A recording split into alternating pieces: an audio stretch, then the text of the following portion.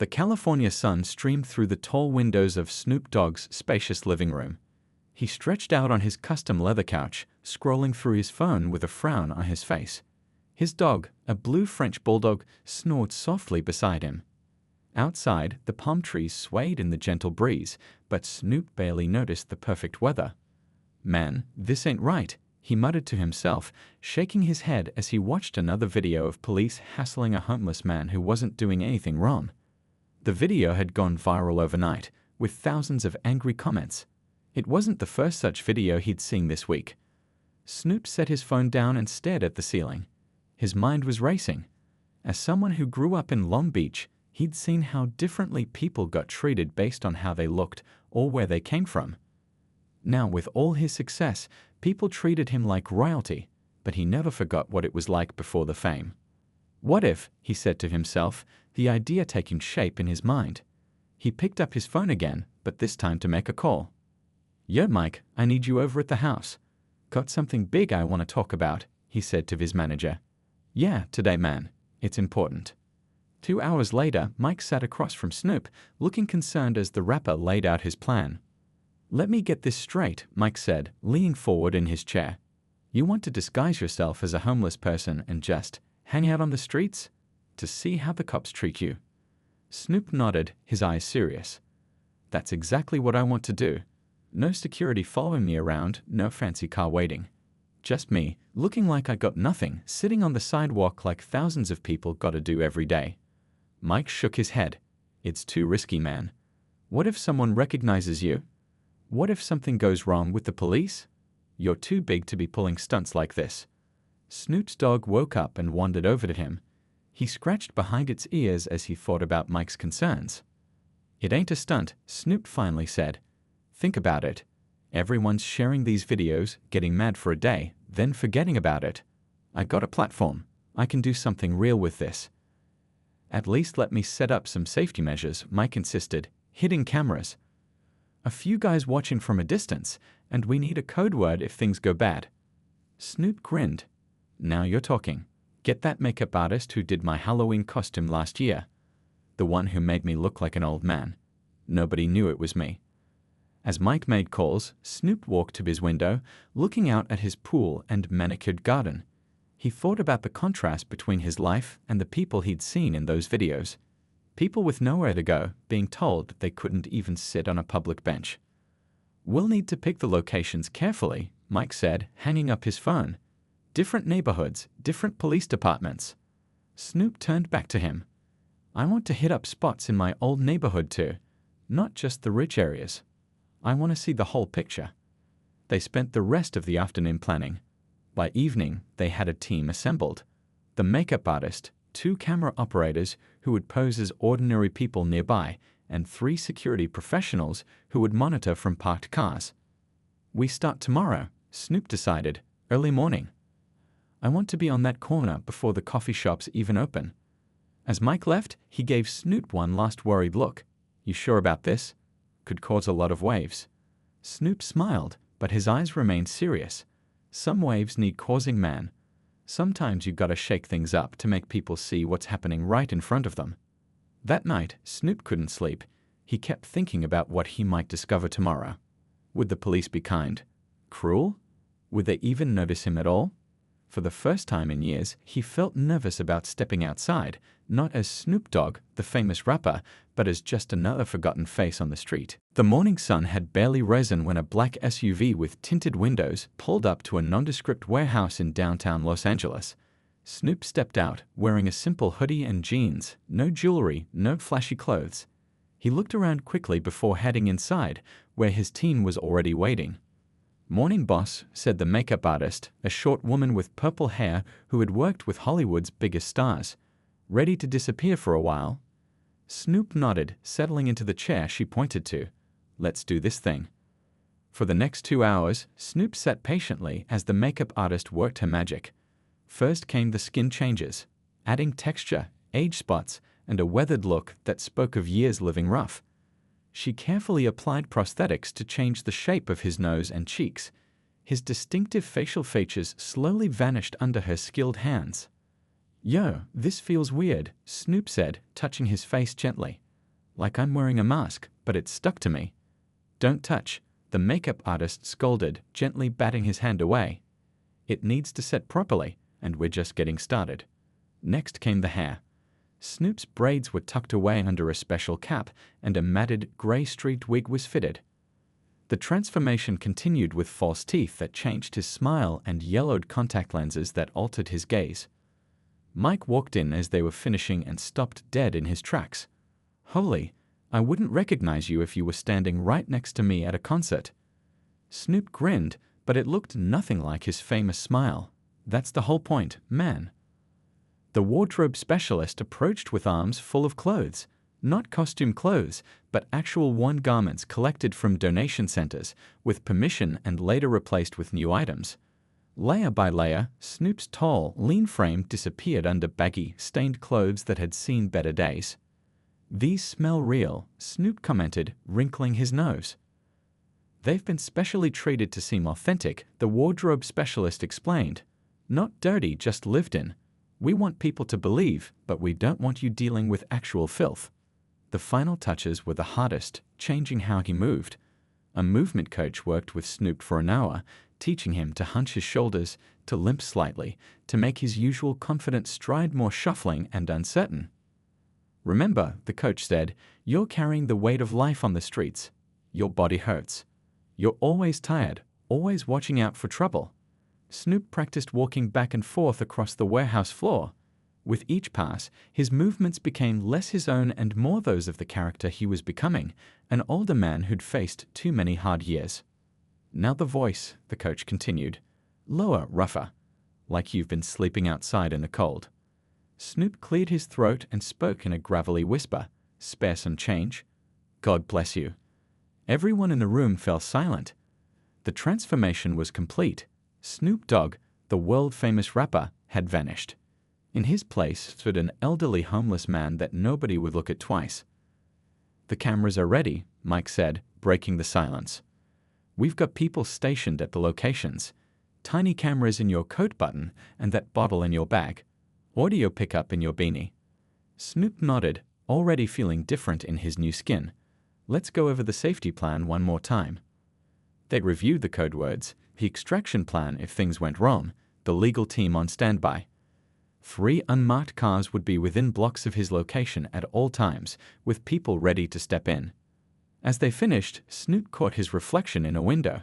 For a moment, he didn't recognize himself, and a shiver ran down his spine.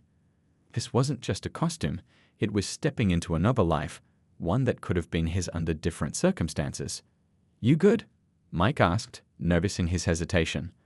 Snoop took a deep breath and nodded. Yeah, just hit me, you know. How easy it is to become invisible when you look a certain way. He shuffled toward the door, already in character.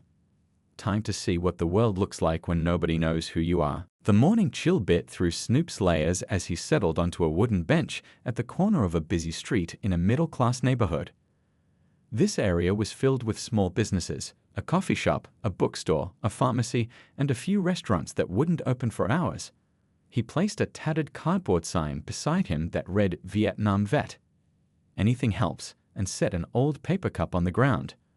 Remember, just act natural, Mike had told him before dropping him off 2 blocks away. Don't force anything. Snoop hunched forward, keeping his gaze down as early morning commuters began to pass by. Most people didn't even glance his way, their eyes sliding over him like he was just another part of the urban landscape. It was a strange feeling for someone used to being recognized everywhere he went. An hour passed.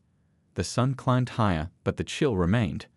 A woman hurrying to work dropped $1 into his cup without breaking stride. Snoop mumbled a thank you, but she was already gone. A businessman crossed to the other side of the street when he spotted Snoop ahead. A group of teenagers walked by, laughing about something on their phones, completely oblivious to his presence. It's like I'm a ghost, Snoop thought to himself, truly surprised by how completely he had become invisible. Around 9 a.m., the owner of the coffee shop came outside and frowned in Snoop's direction.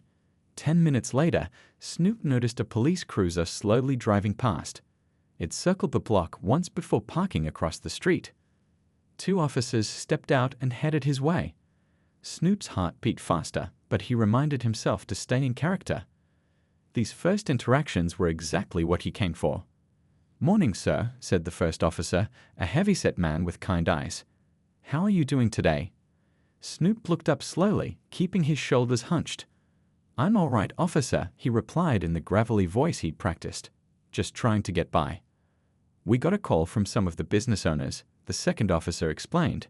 She was younger, with her hair pulled back in a tight bun. "They're concerned about having someone sitting out here all day." Snoop nodded slightly. "I understand. Not causing no trouble, though." The first officer shifted his weight. "Have you been to the shelter over on Washington? They've got beds available most nights, and they serve breakfast." "Don't like shelters much," Snoop mumbled. "Too crowded, things get stolen." The female officer's expression softened slightly. "I get that, but you can't stay here all day. It's not good for business, and we'll just get called back." "Tell you what," the male officer added, "we've got a resource officer who works with the homeless. He can help you find services, maybe get you connected with the VA if you really are a vet." Snoop was surprised by their professional tone. There was no anger, no immediate demand for him to move along. They were firm, but not unkind. "I appreciate that," Snoop said, "but I'll move on. No need for all that." He slowly gathered his few belongings, making sure the hidden camera in his coat button captured the interaction. "You need a ride somewhere?" the female officer asked. "Nah, I'm good walking. Keeps these old bones moving," Snoop replied, tapping his knee. The officers watched as he shuffled away, then returned to their vehicle. Snoop walked a few blocks, turned into an alley where one of Mike's security team was waiting in a car, and slipped into the backseat. "How'd it go?" the security guy asked.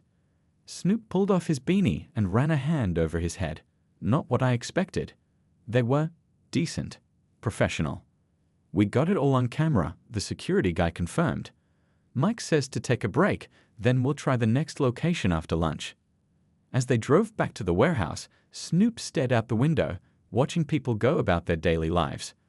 The experience had been eye-opening in unexpected ways. It wasn't the harsh treatment he'd seen in online videos, but the way people looked past him, the feeling of being erased from existence that had affected him more than he anticipated. "It's early days," he thought to himself. "Let's see what happens in the rich neighborhoods." Back at the warehouse, the makeup artist touched up his disguise while Snoop ate lunch. He couldn't stop thinking about how quickly he'd gone from Snoop Dogg, a man everyone wanted to talk to someone nobody wanted to acknowledge existed. "Ready for round two?" Mike asked, coming in with coffee. Snoop nodded, his expression serious beneath the makeup. "Yeah, this time, let's try somewhere fancier." Snoop shuffled down the pristine sidewalk of Beverly Hills, feeling like an oil stain on a white carpet. The streets here were spotless, lined with luxury boutiques and restaurants where a single meal cost more than most people made in a day. Perfectly maintained palm trees swayed in the gentle breeze, and expensive cars glided past like shiny beetles. "This feels different," Snoop thought, noticing how people here didn't just ignore him. They actively moved away, some with obvious disgust on their faces. A woman pulled her designer purse closer as she hurried past. A shop owner stepped outside just to watch him walk by, making sure he didn't stop near the storefront. Snoop found a bench near a small park where wealthy moms watched their kids play on equipment that looked brand new. He sat down slowly, groaning a bit for effect, and placed his cup in front of him. The park cleared out within 15 minutes. An older man walking a tiny, fluffy dog paused nearby, staring at Snoop with narrowed eyes. He pulled out his phone and made a call while glaring in Snoop's direction. Snoop pretended not to notice, but he knew what was coming. Sure enough, less than 10 minutes later, a police cruiser pulled up to the curb. Two officers stepped out, both young men with serious expressions. They approached Snoop with their hands resting near their belts. "Sir, we've received complaints about loitering," the tall officer said without any greeting. "This is a residential area." Snoop looked up slowly. "Just resting my legs, officer. Been walking all day." "Do you have ID?" the second officer asked, his tone clipped. "Yeah, somewhere in here," Snoop mumbled, beginning to pat his pockets. He knew the cameras were recording everything. Mike had made sure his fake ID was buried deep in one of his inner pockets. "Hurry it up," the first officer said, his patience clearly thin. As Snoop reached into his coat, the second officer suddenly stepped forward. "Keep your hands where I can see them," he snapped, his hand moving to his weapon. Snoop froze. "I'm just getting my ID like you asked," he said calmly. "Out of the pocket." Slowly, the officer ordered, his posture tense. Snoop carefully pulled his hand out empty. "It's in my inside pocket. I need to reach in there to get it." "Stand up first," the taller officer commanded. "Turn around, hands against the wall." Snoop's heart pounded as he followed the instructions. This was escalating fast, but he reminded himself to stay calm and in character. The cool brick wall pressed against his palms as the officer patted him down roughly. "What's this?" the officer asked sharply, feeling the outline of the phone hidden in Snoop's layers. Before Snoop could answer, he was spun around and pushed against the wall. The second officer grabbed his wrists and quickly handcuffed him. "Wait, what am I being arrested for?" Snoop asked, genuine confusion in his voice. "We're detaining you while we search your belongings," the first officer explained coldly. "We've had reports of drug activity in this area." Snoop knew that was a lie. He'd been there less than an hour, and the only report was from the man with the small dog, who clearly just didn't want him there. "I haven't done anything wrong," Snoop said, keeping his voice steady despite his rising anger. The officers ignored him and began searching through his bag. People walked by on the other side of the street, some slowing down to watch, but no one intervened. Snoop thought about how differently this would be going if anyone knew who he really was.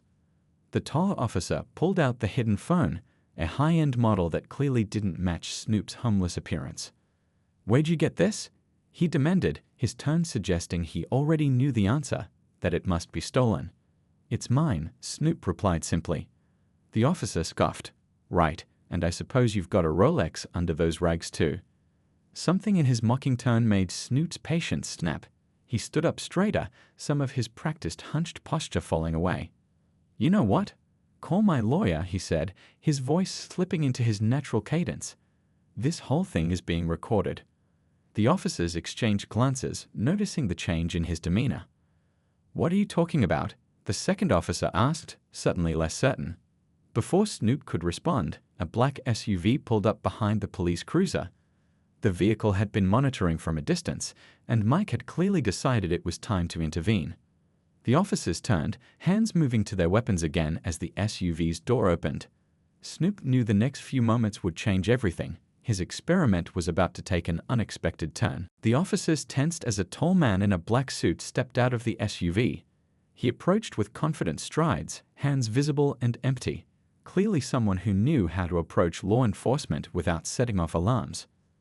"Afternoon, officers," the man said calmly. "I'm Tom, head of security for Mr. Calvin Broaddus."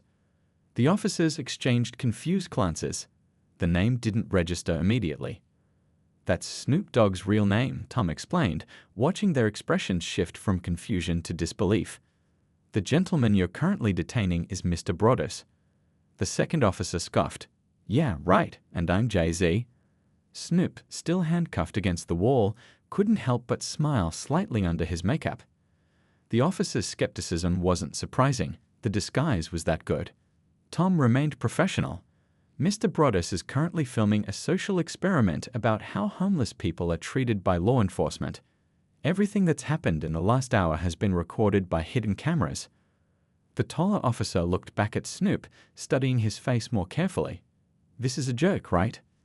Tom pulled out his phone and showed them something, probably photos of Snoop before the transformation, though the cameras couldn't capture what was on the screen. The officers' faces changed as they looked from the phone to Snoop and back again. "Remove the handcuffs," the taller officer finally said to his partner. "Now." As the second officer unlocked the cuffs, Snoop rubbed his wrists and straightened up, no longer hunching. He spoke in his normal voice for the first time that day. "Appreciate that, officer." The change in his speech pattern was dramatic. The tall officer's eyes widened in recognition. The voice was unmistakable, even if the face was still hidden under layers of professional makeup. "Holy sh!" the officer caught himself. "It really is you." The makeup artist emerged from the SUV with makeup remover and began carefully taking off some of the prosthetics around Snoop's mouth and eyes, revealing enough of his real features to confirm his identity.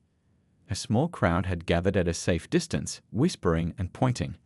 The officers were visibly uncomfortable now, knowing they were on camera and had just handcuffed one of the most famous musicians in the world. "This is entrapment," the second officer said defensively. "You can't just disguise yourself and then—" "This isn't about getting anyone in trouble," Snoop interrupted, his tone surprisingly gentle. "It's about understanding. About seeing how different the world looks depending on who you appear to be." The taller officer's radio crackled, dispatch asking for an update on the situation. He hesitated before responding, clearly unsure what to say. "We're Code 4 here," he finally said into his radio. "No assistance needed." By now, more people from Snoop's team had emerged from the SUV, including Mike. The officers returned to Snoop's belongings, handling them much more carefully than before. "What happens now?" the taller officer asked, looking around at the growing crowd of onlookers with their phones out. "Now," Snoop said, "we talk. For real. No cameras, no crowd. Just honest conversation." He turned to Mike. "Let these folks know there's no show happening here. And find us somewhere quiet to talk."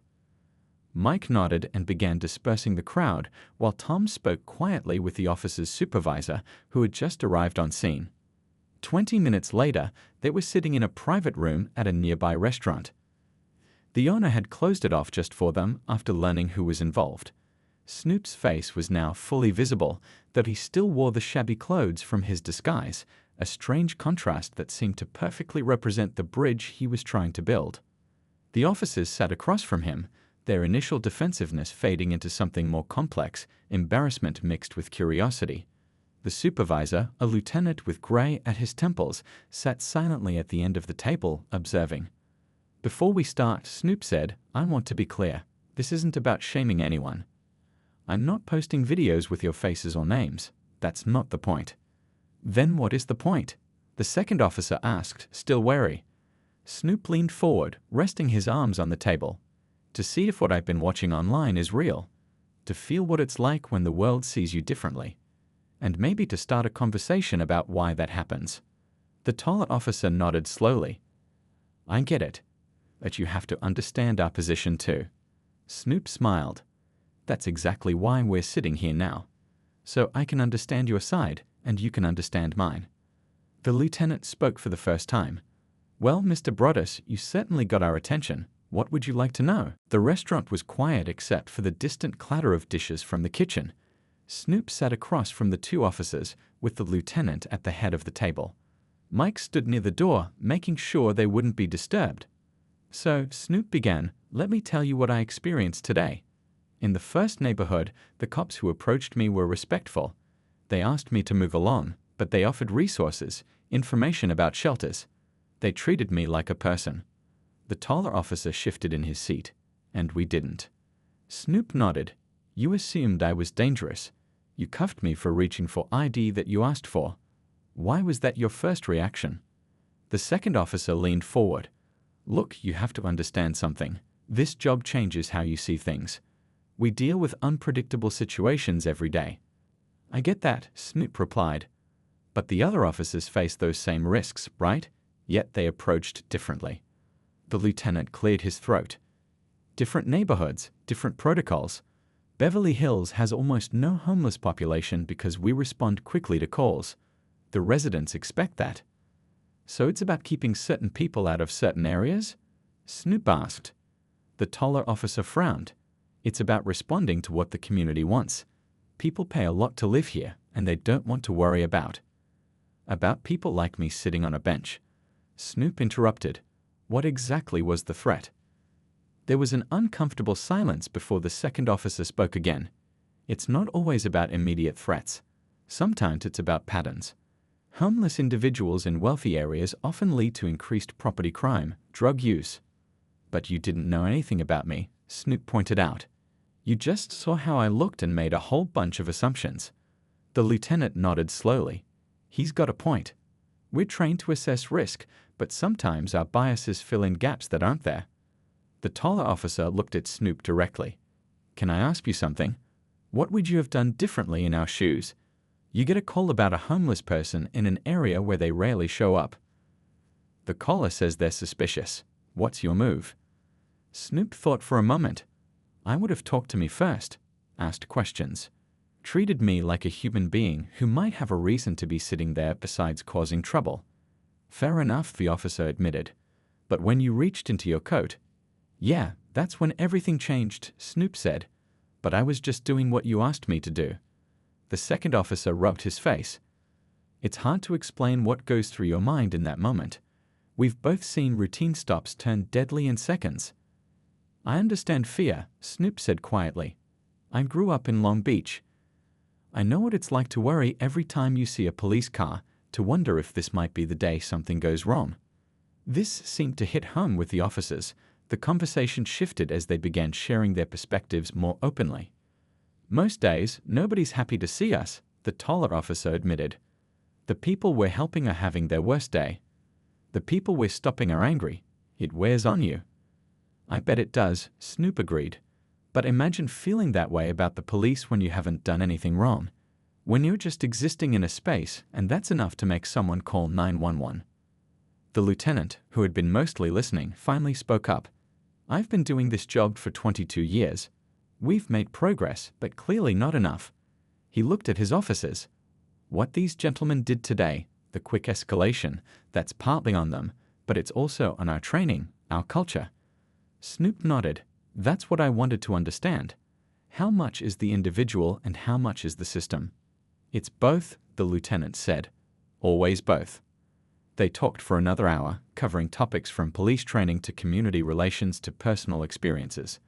The conversation wasn't always comfortable, but it felt genuine. Snoop shared stories from his youth and his observations from his day undercover. The officers opened up about the challenges of their work and the pressures they faced. As they were wrapping up, the taller officer asked, "So what happens with the footage? Is this going on social media to show us looking bad?" Snoop shook his head. Like I said, this isn't about embarrassing anyone. It's about starting conversations like this one.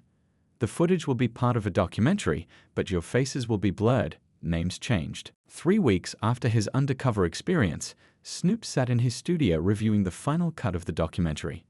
The footage was powerful, showing the stark difference in how he'd been treated in different neighborhoods and by different officers. His team had carefully edited it to protect the identities of the officers while still conveying the reality of what had happened. "You sure about this?" Mike asked, watching Snoop's face as the video played.